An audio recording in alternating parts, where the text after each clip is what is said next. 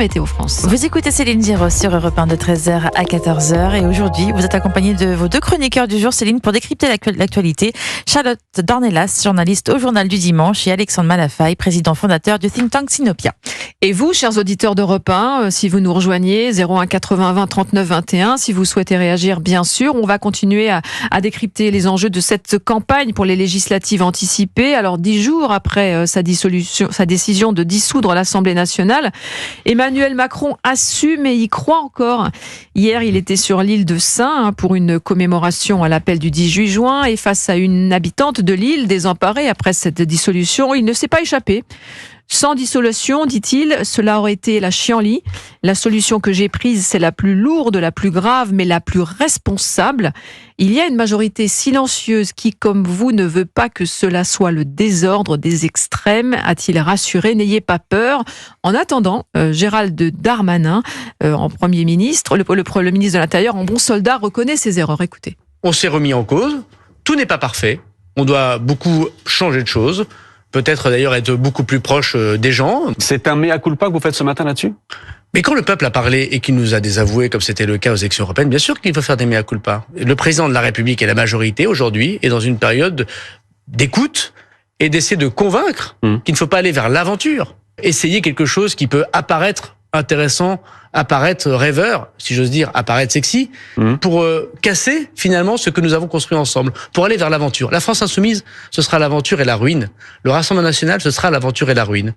Alexandre Malafaille, une réaction par rapport à ce qu'on vient d'entendre, Gérald Darmanin, voilà, en bon soldat qui mouille le maillot pour Emmanuel Macron, qui y croit encore. Non mais il a raison de faire le job, et heureusement qu'il le fait, c'est son boulot. Ils sont des hommes politiques, des femmes politiques, qui sont quand même motivés par ce qu'ils essaient de faire. C'est compliqué, et la tâche du ministre de l'Intérieur dans un pays comme la France, avec l'héritage qui est le sien, est très compliquée. Après, il est bien dans son rôle, le président n'est pas dans son rôle.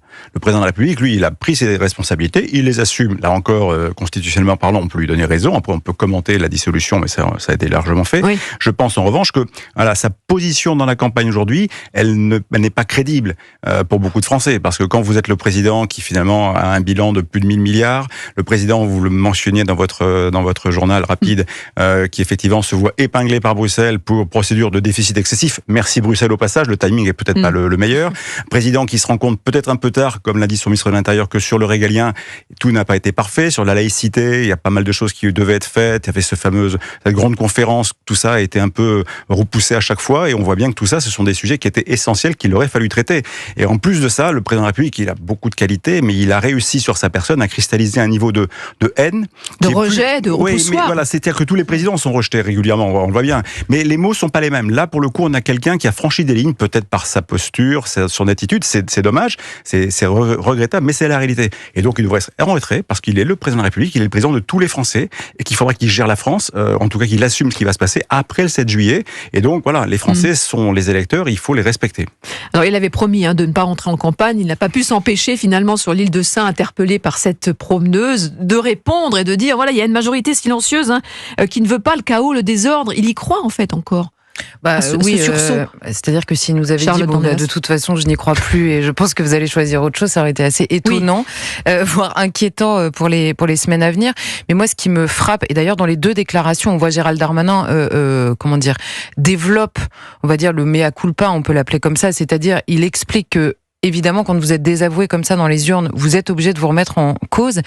Mais quand on voit dans une période de campagne, le président de la République renvoyer toutes les oppositions en présence, et donc celles qui ont été choisies par les Français, en les qualifiant d'extrêmes et en expliquant qu'elles apporteront le désordre, et de l'autre côté, Gérald Darmanin qui fait la même chose en expliquant que c'est l'aventure et aidez-moi, l'aventure et le chaos, je sais plus ce qu'il dit. C'est ça. L'aventure et voilà, et le risque et en réalité les deux forces, c'est-à-dire le nouveau Front populaire d'un côté qui est promis dans les sondages avec des scores assez forts, et le Rassemblement national de l'autre qui a gagné les élections européennes et qui pourrait avoir un score extrêmement haut aussi aux législatives. C'est-à-dire que soit on comprend le message, on essaye de le comprendre, celui des électeurs, quitte évidemment à développer les désaccords accord avec ces deux forces politiques, soit on les renvoie à l'extrémisme et donc à la volonté de ne pas discuter et d'éviter le chaos. Et alors là, vraiment démocratiquement, vous empêchez la campagne de se tenir sur les sujets de fond sur lesquels les Français demandent des réponses, que ce soit d'un côté ou de l'autre. D'ailleurs, ça exprime évidemment un malaise qu'il faudrait analyser un peu plus qu'en le renvoyant simplement hors du champ de la raison, puisque c'est exactement ce que veut dire Emmanuel Macron. Moi, c'est vraiment ça qui m'inquiète, c'est que là, 2 ou 3 semaines de campagne sur le seul terrain moral du rejet des uns et des autres, ça va être vraiment très long. On pensait que la campagne allait être courte, si elle se résume à ça, ça va être très long. Hein. Ça va être très long. En attendant cette déclaration qu'il a faite sur l'île de Sein, en parlant de la solution la plus lourde, la plus grave, mais la plus responsable, a fait réagir le patron des socialistes, Olivier Faure. On l'écoute. On attendait Jupiter, on a eu Néron. Voilà, donc c'est assez incompréhensible ce qu'il fait.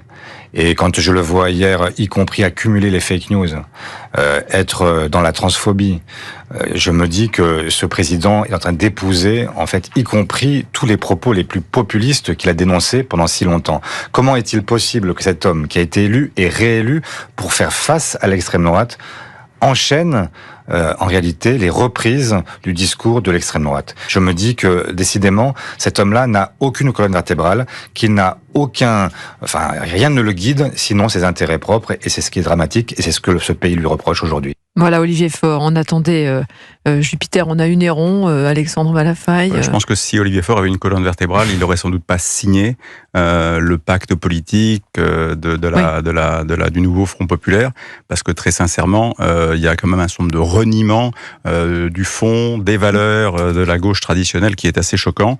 Il ne devrait pas non plus oublier qui a finalement amené Emmanuel Macron aux affaires. Hein. C'est comme dans la dynamique du quinquennat, si peu de François Hollande, que c'est arrivé, et le PS a joué un rôle à l'époque relativement, je crois, important. Après, il se trompe aussi quand il dit on espérait ou on attendait Jupiter, on a eu Néron, parce que en fait, non, on n'espérait pas, on n'attendait pas Jupiter. Emmanuel Macron n'a pas été élu sur la promesse d'être Jupiter. Il a été justement élu sur la promesse du renouveau démocratique, c'est-à-dire de faire autrement, de gouverner autrement. En rupture. En rupture, au lieu de faire du top-down, pardonnez-moi pour l'expression, c'est-à-dire du vertical, plutôt faire du bottom-up, c'est-à-dire de prendre en compte l'avis des Français. Ce qu'il a fait, semble-t-il, ce qu'il a fait semblant de faire peut-être, avec cette fameuse campagne avec les marcheurs qui allaient rencontrer les Français pour faire un vrai travail de compréhension des attentes des Français, bâtir un programme. Et après, il a fait tout l'inverse. Et donc, voilà. Et puis après, la comparaison avec Néron, quand on fait un peu d'histoire, quand on regarde la réalité de Néron, c'est ni flatteur pour Néron, ni flatteur pour Emmanuel Macron. Et puis sa prophétie était un suicide. Il termine suicide dans son palais après avoir été trahi et démis du pouvoir. Voilà, c'est facile. Tous les coups sont permis, on a la sensation que... C'est des bons mots de l'establishment politique qui se croit intelligent, mais je pense qu'il passe à côté du vrai sujet. Oui, et puis dans la déclaration, outre en effet cette image qui en plus pourrait être prise à rebours, parce que Néron, on comprend qu'il est en train de nous expliquer qu'il joue de la lyre pendant qu'il y a l'incendie, mais l'histoire un peu plus précise explique que Néron n'a précisément pas fait ça à ce moment-là, donc je suis pas sûre que l'image soit la meilleure. On comprend évidemment ce qu'il veut dire, et c'est une image qui est souvent utilisée ces derniers jours, notamment depuis l'annonce de la dissolution. Au-delà de ça, vous voyez ce que je vous disais tout à l'heure, l'invective permanente. Alors en effet, Olivier Faure, je pense que très largement dans la classe politique, beaucoup de gens, et même parmi ses électeurs, et Raphaël Glucksmann l'évoquait, il y a une incompréhension par rapport aux 6 mois qui viennent de se passer, de cette alliance aussi rapide et du passage sur certains sujets. Raphaël Glucksmann répond très simplement, il hiérarchise les menaces. Rien n'est au-dessus de la menace de l'extrême droite. Et que nous dit Olivier Faure ? Il reproche ce qu'on lui reproche à Emmanuel Macron, tout en expliquant qu'il marche sur les terres du Rassemblement national. Mais quand est-ce que le personnel politique va comprendre que cet argument, d'abord, on ne sait pas exactement ce qu'il recourt. Est-ce qu'il y a des sujets politiques aujourd'hui qui appartiennent au Rassemblement national, suivons l'immigration, la sécurité, auquel cas, excusez-moi, mais ils veulent absolument donner le pouvoir au Rassemblement national. Ils le souhaitent, c'est pas possible. Parce que si la sécurité et l'immigration, et je sais pas ce que vise très exactement, mais en général, c'est ces sujets-là dont on parle, si ces sujets appartiennent au Rassemblement national, alors ne vous étonnez pas devant la situation, les drames que l'on voit jour après jour, que le débat politique soit mort et que le Rassemblement national l'emporte. S'il est seul à pouvoir les traiter, alors il faut le dire tout de suite, ce sera beaucoup plus clair. Alors,